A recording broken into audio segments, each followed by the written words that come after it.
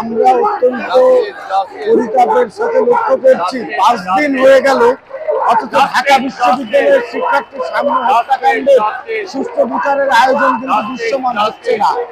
আমরা অনতিবিলম্বে অন্তর্বর্তীকালীন সরকারের কাছে জোর দাবি জানাচ্ছি দ্রুত সাম্য হত্যাকারীদের গ্রেপ্তারের আওতায় আনার এবং তাদেরকে দৃষ্টান্তমূলক শাস্তির জন্য যথোপযুক্ত ব্যবস্থা নেয়ার।